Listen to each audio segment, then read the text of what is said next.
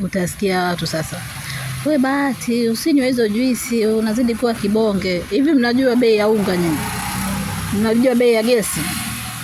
Bei ya mchele? Hivi wanaijua kweli jamani? Achana nayo mambo. Sasa yani ningepata wateja wa ngapi pale? Kama 6 hivi, wa vyeti vya kuzaliwa vya watu wazima. Singekuwa nishapata kodi mimi. Au tufanye 12 vya watoto.